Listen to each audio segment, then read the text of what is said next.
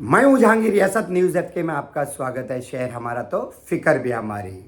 किस तरह से जीवन लोग जी रहे इसी हिंदुस्तान में, उसमें आज एक ऐसी हमारे पास लेडी है जिनका नाम सस्पेंड में रखते हैं। उनकी ज़ुबानी सुनेंगे तो कहीं ना कहीं जाके इस समाज में हमें जीना है और हम जैसे जी रहे हैं उससे बेहतर जिलाने का तरीका भी हम बताते हैं।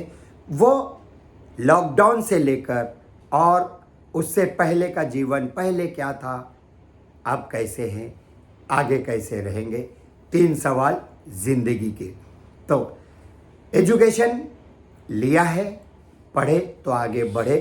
अब हर्बल प्रोडक्ट भी उनका आ गया है मार्केट में, और घने बाल और लंबे बाल किस तरह से इस जीवन में इम्पोर्टेंट्स हैं, तो देखिए। हमसे बात करने के लिए हम आज उनकी पूरी बायोग्राफी लेंगे और शॉर्ट टाइम में लेंगे, क्योंकि आपको भी लगे कि वाकई कहीं ना कहीं जाके ऐसा भी जीवन जी रहे। हमारे से बात करने के लिए सीधी हम आपको उनका चेहरा दिखाएंगे और उन्हीं से जानिए उनका नाम। अस्सलाम वालेकुम। मेरा नाम है जोया शेख। मैं मुमरा में रहती हूँ।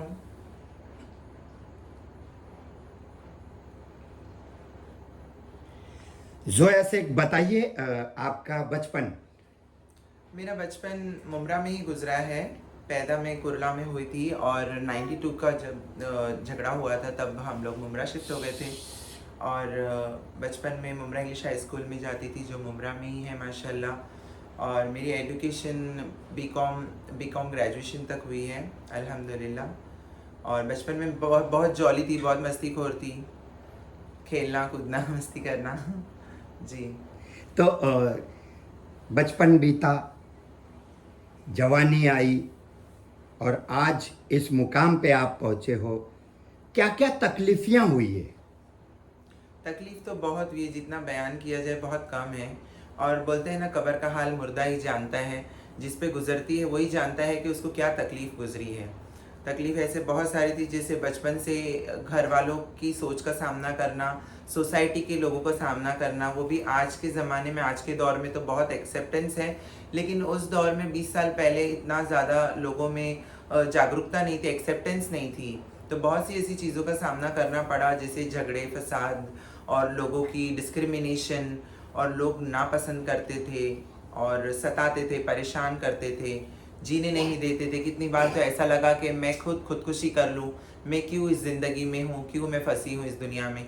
लेकिन फिर कहीं ना कहीं अल्लाह हर किसी को एक उम्मीद देता है, तो अल्लाह ने मुझे भी उम्मीद दी जीने की।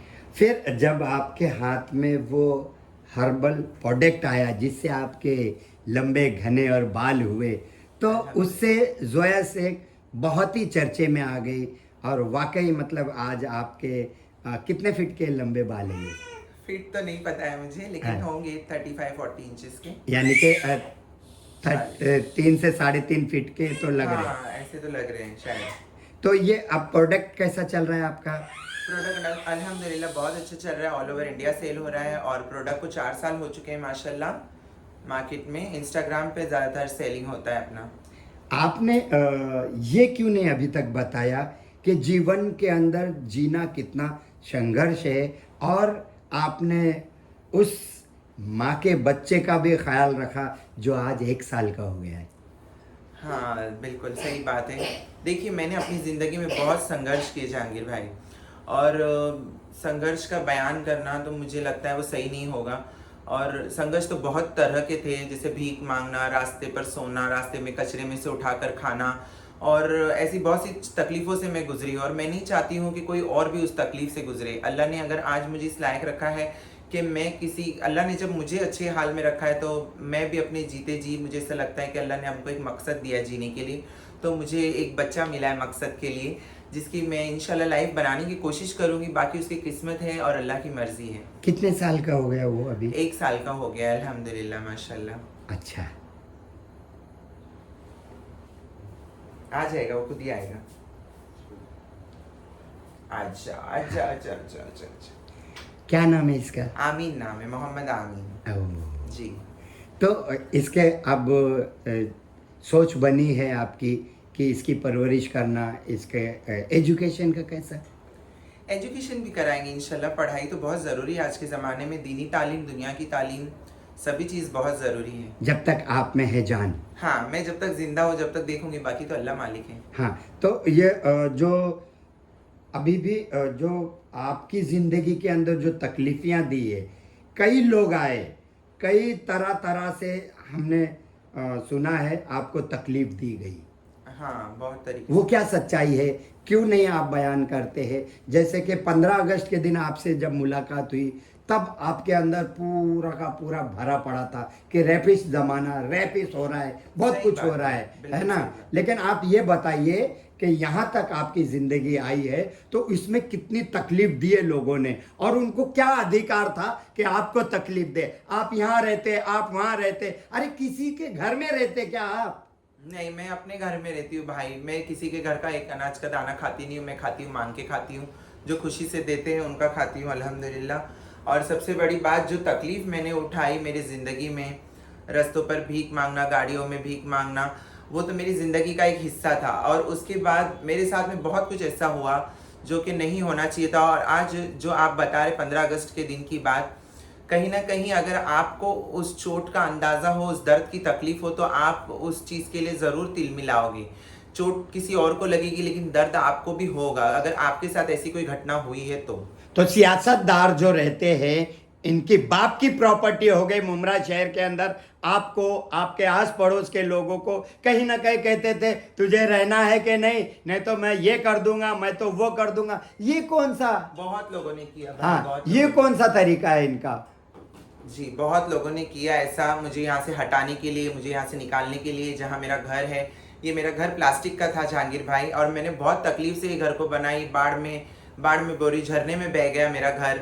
फिर उसके बाद में कुछ लोगों ने मेरा घर तोड़ दिया, मेरा घर उजाड़ दिया। सिर्फ मैं किन्नर हुई इस वजह से, मुझे इसे यहाँ से हटाने के लिए बड़े बड़े लोगों ने मेरे पीछे लगे थे। मैं नाम नहीं बताना चाहूँगी, लेकिन बहुत से ऐसे लोग थे जो नहीं चाहते थे मैं यहाँ रहूँ। यहाँ तक कि मेरा घर कब्जा करने को भी वो मुंह पे बोल रहे थे कि हम लोग ये घर वर सब कब्जा कर लेंगे, तुझे यहाँ से भगा देंगे। आपको कुछ कोई देने से रोक सकता है, आपको बनने से नहीं रोक सकता है। उनके मुंह को तमाचा लगा जब आपका हर्बल प्रोडक्ट आसमान छूने लगा। बिल्कुल। क्या कहेंगे उसके ऊपर? बिल्कुल, मैं इसके बारे में यही कहूँगी कि इतने दिन जो मैंने तकलीफ उठाई, उसके बाद अल्लाह ने मेरे लिए एक वक्त मुकर्रर करके रखा था। और मेरा ये बिज़नेस होना, ये अल्लाह की मर्ज़ी थी। तेल वगैरह मैं पहले से ही बनाती थी, लगाती थी, लेकिन मुझे पता नहीं था कि ये मेरा हुनर है। और जब लोगों को इस चीज़ से फ़ायदा होने लगा, लोग बोलने लगे अरे जोया, तुमको ये तो सेल करना चाहिए, ये तो तुम्हारा हुनर है, तुम इसको बिज़नेस बनाओ। तो मुहर्रम के महीने में 4 साल पहले मैंने स्टार्ट करी थी, थोड़े से गुलाब जल की बोतलों के साथ। और गुलाब जल की खाली बोतलें लॉकडाउन में वही बस मिल रही थी, और तो कहीं सब कुछ बंद था।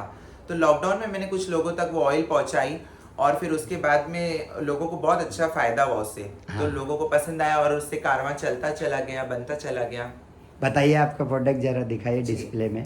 ये सबसे पहले मैंने लॉन्च करी थी herbal hair oil, Zoya herbal hair oil है। ये पूरे जड़ी बूटियों से बनता है माशाल्लाह। और इसमें माशाल्लाह दुआ भी पढ़ती हूँ, अलबारीउल मुसव्विर, जो अल्लाह के 2 नाम हैं, जिनसे आपके हेयर ग्रोथ के लिए बहुत अच्छा है। हेयर ग्रोथ के लिए, बेबी बर्थ के लिए, किसी भी चीज़ की पैदाइश के लिए ये बहुत अच्छी दुआ भी है। और इसमें दुआ भी पढ़ी जाती है माशाल्लाह। और मैं बहुत दिल से बनाती हूँ भाई। क्यों? क्योंकि मैं चाहती हूँ कि ना, मैं दुनिया में एक चीज़ साबित करना चाहती हूँ कि जो हम जैसे लोग हैं ना, हम जैसे लोग शायद शारीरिक रूप से कमज़ोर होंगे, और फिजिकली, बोलते हैं ना, फिजिकली चैलेंज्ड होंगे, शायद कुछ कमी होगी हमारे अंदर, लेकिन हमारे स्किल्स में, हमारे दिमाग में, हमारे सोच में, और कुछ नया करने के लिए हमारे अंदर कोई कमी नहीं है। जो आप सोच सकते हो, आप कर सकते हो, शायद उससे बेहतर कर सकते हैं। आप देखते होंगे कितने लोग मेकअप आर्टिस्ट हैं, ये हैं, वो सब थोड़े बहुत गे हैं, ट्रांसजेंडर्स है जो आज प्रेस रिपोर्टर बन रहे हैं आपकी तरह, कोई जज बन रहा है, कोई वकील बन रहा है, कोई कहाँ जा रहा है, कोई क्या कर रहा है। तो सिर्फ एक जेंडर के आधार पर कि वो लड़का है, लड़की है, ये किन्नर है, तो ये काम ये नहीं कर सकते, ये सोचना ही गलत है। आपने उसका प्रूफ दिया। बिल्कुल, मैंने उसका प्रूफ दी, और अल्हम्दुलिल्लाह अल्लाह ने भी मेरा साथ दिया, और लोगों ने भी मेरा साथ दिया। बहुत से लोगों ने मेरा साथ दिया और मुझे सपोर्ट किया कि हाँ, ये तुम कर सकते हो। कोशिश करने वाले की कभी हार नहीं होती। बिल्कुल, कोशिश करने वाली कभी हार नहीं। जैसे कि अब इस मुकाम पर आप हैं, तो वो दिन आपको याद होगा जिन जिन लोगों ने आपको तकलीफ दी, क्या आज उनका आपका सामना होता है? बिल्कुल होता है, बिल्कुल होता है। और आपके चैनल के माध्यम से जहांगीर भाई, आज मैं उन सब लोगों को एक बात बोलना चाहती हूँ। सबसे पहले मैं तो उन सब लोगों का शुक्रिया अदा करना चाहती हूँ। बहुत बहुत शुक्रिया मेरे भाइयों, मेरे दोस्तों, मेरी बहनों, जिन्होंने मेरे आपको दुश्मनों, उंगली कर करके, जिन्होंने मुझे उंगली किया और मुझे यहाँ तक पहुंचाया। उन सबका श्रेय, जो बोलते हैं ना, क्रेडिट उन्हीं लोगों को जाता है जिन लोगों ने मुझे उस काबिल समझा कि कुछ नहीं कर पाएगी कभी जिंदगी में। तो गाइज, आप लोगों को गलत साबित करना था, तो मैं देखिए आज कहाँ हूँ। अल्हम्दुलिल्लाह, अल्लाह ने मुझे जोया हर्बल प्रोडक्ट्स का एंटरप्रेन्योर बनाया। अल्लाह ने मुझे एक बच्चा दिया जो कि मैं कभी पैदा नहीं कर सकती थी, और अल्लाह ताला ने एक ऐसा मकाम दिया कि हर कोई इज्जत करता है। अल्हम्दुलिल्लाह, मैं अल्लाह से यही दुआ करूंगी कि हमेशा अल्लाह पाक हम सबकी इज्जत आबरू बनाए रखे। जिस तरह से आपने अपनी बातें रखी, लेकिन समाज के अंदर कैसा संदेश जाएगा? आप उन यंगस्टर को, उन समाज के अंदर रहने वालों को, क्योंकि आपकी दुआएं भी लोगों को चाहिए, आपसे प्रेरणा भी हासिल करेंगे वो, तो ये क्या दिमाग में चल रहा है? कैसा उन तक सभी लोगों को किस तरह से आपका संदेश रहेगा? जहांगीर भाई, आपके FK न्यूज़ चैनल के माध्यम से मैं ये कहना चाहती हूँ। सबसे पहली बात, जो हर एक के घर में आज बात हो रही है, हर एक के घर में बात हो रही है। शायद जहांगीर भाई, आपके भी बच्चे होंगे, बेटी भी होगी शायद। 3 बेटियां हैं मुझे। सुभान अल्लाह, माशाल्लाह, आप तो जन्नती यही हो, बच्चों की 3 बच्चों की परवरिश करो तो। लेकिन आपके भी दिल में थोड़ा बहुत डर होगा। ये सब जो हो रहा है, जो कर्नाटक में हुआ, जो केरला में हुआ, जो यहाँ पर हुआ, क्या नाम है अपना, कलकत्ता में हुआ, और जो झारखंड में हुआ, जो मुंबई में हुआ, बिहार में हुआ, यूपी में हुआ, मैं बता नहीं सकती कहाँ कहाँ हुआ, और हर दिन कितनी बार होता है ये रेप कांड। ये विक्टिमाइज करते हैं, लड़कियों को मारते हैं, जान से मारते हैं। तो मैं आपके चैनल से यही कहना चाहती हूँ कि आजकल के जो बच्चे हैं और जो माँ बाप है, माँ नहीं बाप, खास तौर पे बाप, उन लोगों को अपने बेटों को ये सिखाने की ज़रूरत है कि कैसे ज़िंदगी जिया जाए, औरत की कैसे इज्जत की जाए। मैं तो एक किन्नर हूँ, शायद मुझे माँ का दर्द नहीं पता होगा, लेकिन जो बच्ची के साथ गलत हुआ है उसकी तकलीफ मुझे पता है, उसकी तकलीफ मुझे पता है। क्योंकि मेरे जैसे कितने किन्नर अपने बचपन से लेके बड़े होने तक ये सब चीज़ों का सामना करते हैं, जहाँ पर कानून में इसके लिए कोई सुनवाई नहीं थी कि किन्नर का रेप होता है तो क्या होता है। तो उसमें किन्नर का मजाक उड़ाया जाता है कि तेरा भी रेप होता है क्या, चल चल निकल, तेरा क्या रेप होता है। लेकिन ये जो बेटियों के साथ हो रहा है ना, ये बहुत गलत हो रहा है। आज हर घर में, हर एक के घर में, हर किसी को यही फिक्र है कि कहीं अगला मैं तो नहीं, अगला मेरी बच्ची तो नहीं, अगला कौन हो सकता है, किसी को नहीं पता। यहाँ तक कि जिस बच्ची का कलकत्ता में रेप हुआ जहांगीर भाई, उसको भी नहीं पता था। उसने भी कभी ना कभी निर्भया कांड के बारे में सुना होगा और उसने लेट गो कर दिया होगा शायद, और वो बहुत जिम्मेदार लड़की थी। आपके भी बच्चे पढ़ते होंगे, स्कूल जाते होंगे, कहीं ना कहीं निकलते होंगे घर से बाहर, लेट हो जाता होगा तो आपका दिल घबराता होगा। और ज़्यादा तो कुछ नहीं कहना चाहती, बस समझदार को इशारा काफ़ी है।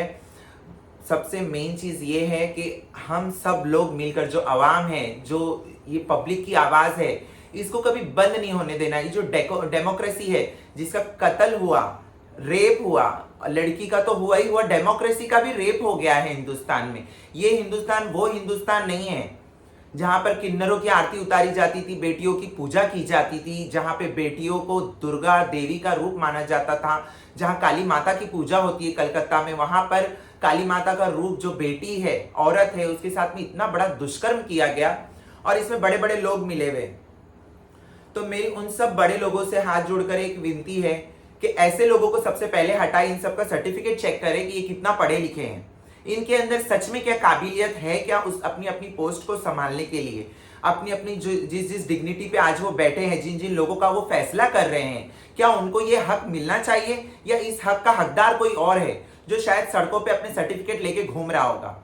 मुझे लगता है जैसे हर एक चीज का एग्जाम होता है ना, ऐसे ही कुर्सी के लिए एग्जाम होना चाहिए। यस, 16 तारीख को मुमरा में भी एक एग्ज़ाम हो गया। उलमा इकराम को पुलिस स्टेशन में बोला जा रहा है कि जाइए, FIR नहीं लेनी है। तो कई घंटे लग गए, फिर उसके बाद में वहाँ पर सियासत शुरू हो गई। लेकिन यहाँ पर एक सवाल चर्चे में है मुमरा शहर के अंदर, उलमा इकराम का दर्जा अव्वल या फिर सियासत का?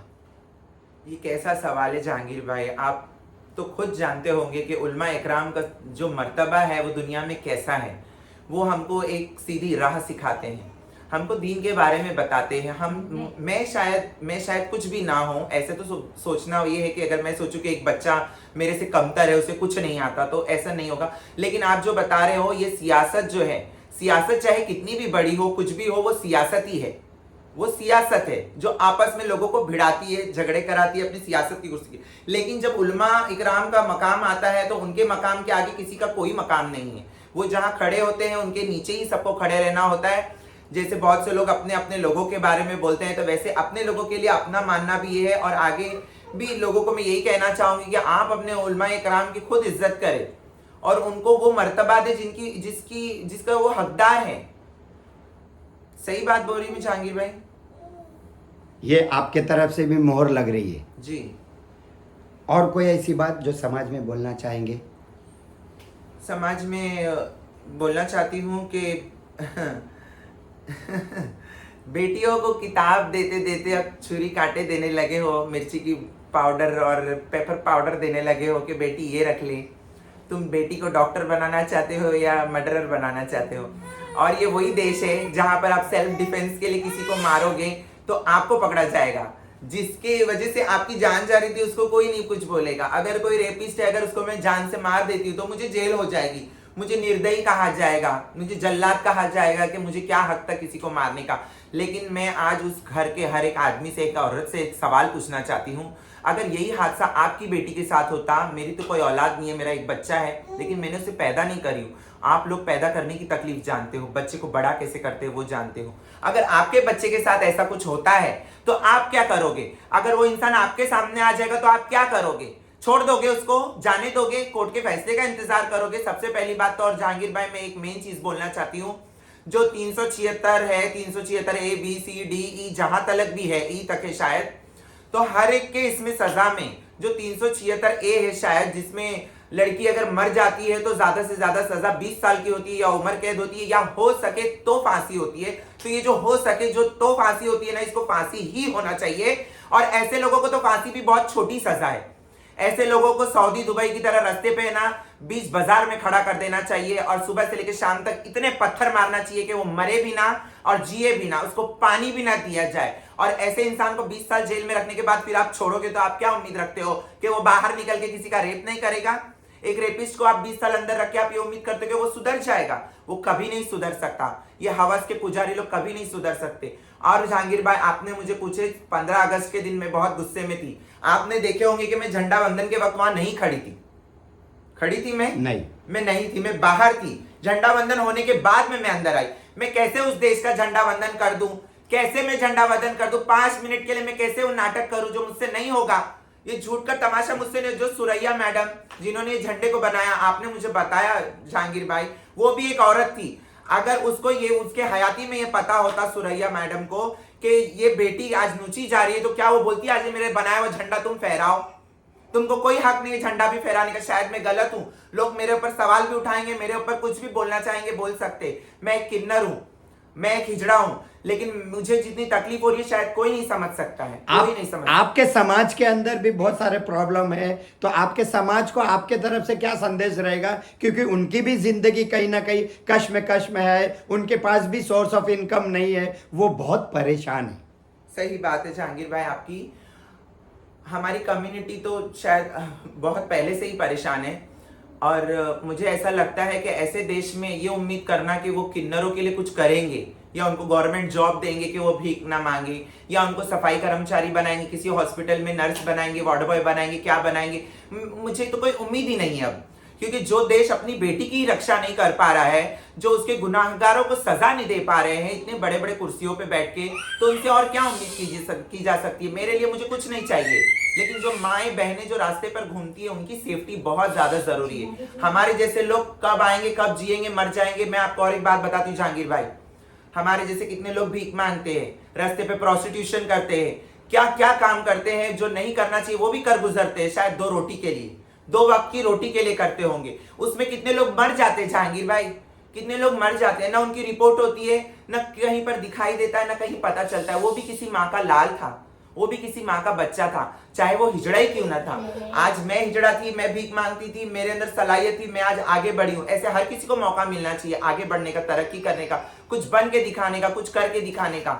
मैंने अपने अंदर ये ठानी थी बात कि मेरे परिवार ने मुझे एक्सेप्ट नहीं किया, मुझे खोटा सिक्का समझ के फेंक दिया, लेकिन एक दिन ऐसा आएगा कि मेरा अल्लाह मेरा साथ देगा और मैं ऐसे चमकूंगी कि मेरे खुद लोग, जो लोग मुझे ठुकराते थे, वो लोग बोलेंगे ये क्या तेज रोशनी आ रही है, कहाँ से आ रही है रोशनी, ये क्या है, कि कहीं कोई खोटा सिक्का तो नहीं है। वो दिन दूर नहीं है जोया, वो कामयाबी आपके कदम चूमेगी, क्योंकि आपका हर्बल प्रोडक्ट बहुत चर्चे में है, लोगों के इस्तेमाल में आ रहा है। हम चाहते हैं कि आपने जो स्ट्रगल किया है आपकी ज़िंदगी के अंदर, जो आपके समाज के लोग हैं, जोया शेख से सबक लें, जोया शेख जैसी ज़िंदगी जिए, कहीं भी रहें, और आपका समाज भी थोड़ा सा उसमें परिवर्तन आए। जैसे कि आपका नाम लेके कहीं ना कहीं थोड़ा सा 19-20 कर लेते हैं वो, तो उनको भी आपके तरफ से अल्टीमेशन अरे होना चाहिए। जहांगीर भाई, मैं आपको एक बात बोलती हूँ, पेट की आग ऐसी है ना, इंसान से सब कुछ करवाती है। आप रिपोर्टर है, मैंने आपको कभी ऐसी कोई अश्लील न्यूज़ चलाते हुए नहीं देखी, लेकिन कुछ खास रिपोर्टर ऐसे हैं। देखो, भीख मांगना हिंदुस्तान की बहुत पुरानी प्रथा भी है, और हिजड़ों को देना, दान धर्म करना, ये हमारे कल्चर में है शायद कहीं ना कहीं, क्योंकि आपको पता है खुशियों में हिजड़े नाचने आते हैं। और बहुत से ऐसे रिपोर्टर भी हैं जो बोलते हैं ना, जो प्रोस्टिट्यूशन कर रहे हैं, जो धंधा कर रही है, औरतें हैं, चाहे किन्नर हैं, चाहे जो भी है।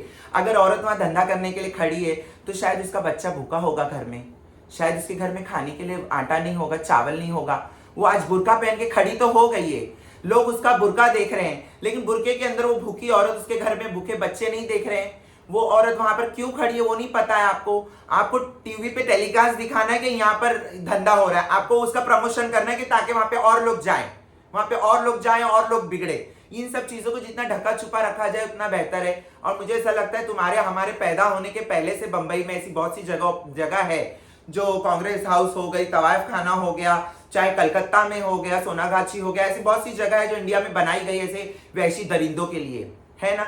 अगर ये लोग नहीं होंगे तो आप सोचो क्या आलम होगा, क्या आलम होगा हर गली में, हर मोहल्ले में। अभी तो ये बस शुरुआत है, ये बस शुरुआत है। मुझे तो ऐसा लगता है कि पता नहीं क्या होने वाला है।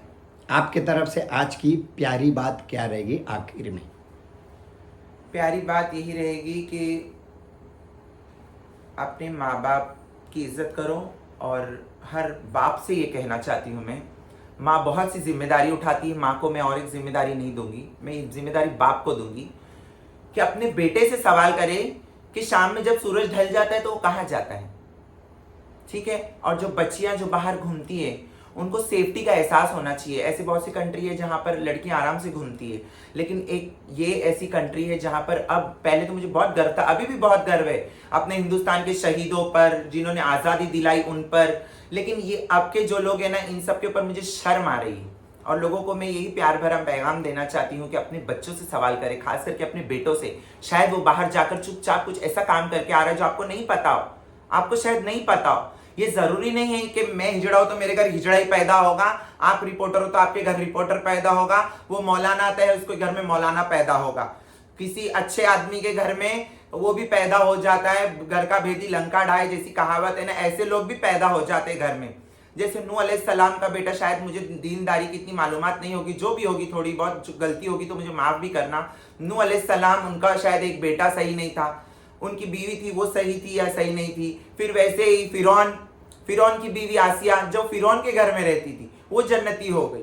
तो आप इस चीज को मत लेके चलो कि मैं मौलाना हूं तो मेरा बेटा कभी कुछ नहीं कर सकता। नहीं, ये वो जमाना नहीं है, आप किसी पे भरोसा नहीं कर सकते। आप पहले अपने घर से सवाल उठाओ अगर आपको ऐसा लगता है। और एक बात जहांगीर भाई, तुम्हारी हमारी बात हो रही, हर घर में बात हो रही है, सुबह से लेकर शाम तक हर घर में यही चर्चा हो रही है, लेकिन जिसको चर्चा करना चाहिए वो लोग चर्चा नहीं कर रहे।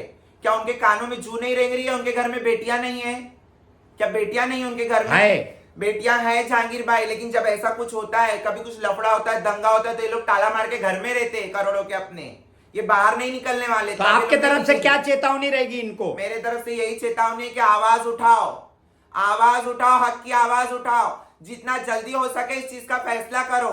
हर दिन का सूरज ऐसे ही निकल रहा है, हर घर से बेटी निकल रही है पढ़ने के लिए। आप क्या चाहते हो, सारी बेटियों को फिर से पहले की तरह पैदा होने से पहले दफन कर दिया जाए? क्या बेटियों को इस देश में रहने का हक नहीं है? रहने का हक नहीं है जहांगीर भाई? के जीने का हक नहीं है, पढ़ने का हक नहीं है? कोई पायलट बन गई तो जलन हो रही है, कोई कुछ कर ली तो जलन हो रही है, लड़की बाहर निकल के कमाने निकल गई तो पड़ोसियों को जलन हो रही है, रास्ते में चलने वाला बुरी नजर से देखता है। और तो और मैंने आज एक इंस्टाग्राम में पोस्ट भी डाली थी जहांगीर भाई, मैंने एक मूवी देखी थी, उसमें झोपड़पट्टी में रेप हो जाता है, सब कुछ लपेट के छुपा देते हैं वो लोग। तो ऐसे कितने घरों में होता होगा जो हमको तुमको मालूम ही नहीं है, जो ये सामने आ गया तो मालूम पड़ गया। ऐसे कितने घर है जहां पर क्या क्या हो रहा है। हमारे सैनिक नगर में ही बहुत पहले एक ऐसा वारदात हो गई थी जो पुलिस तक नहीं गई। वो बच्ची का मैं नाम भी नहीं लूंगी, कुछ नहीं बोलूंगी, लेकिन वो कुछ दिमाग से कमजोर थी, लेकिन उसका एबॉर्शन करा गया, बच्चेदानी निकाली गई। लेकिन जो मुजरिम था आज भी वो खुलेआम घूमता है, आज भी वो खुलेआम घूमता होगा, कहीं ना कहीं कुछ ना कुछ ऐसा काम करता होगा। लोगों को आवाज उठानी चाहिए। आपको अगर ऐसा लगता है कि आपके साथ गलत हुआ तो आप उसकी आवाज उठाओ। और मुझे ऐसा लगता है कि हर घर में हर बेटी के साथ कहीं ना कुछ तो छेड़खानी हुई होगी। हिंदुस्तान में कोई घर नहीं बचा होगा, किसी की बेटी नहीं बची होगी जिसको छेड़ा नहीं गया होगा रास्ते में, जिसको उंगली नहीं उठाई होगी, जिसके ऊपर चरित्र पे सवाल नहीं उठाया गया होगा कि तू सही है, तू गलत है, तू ये है, तू वो है।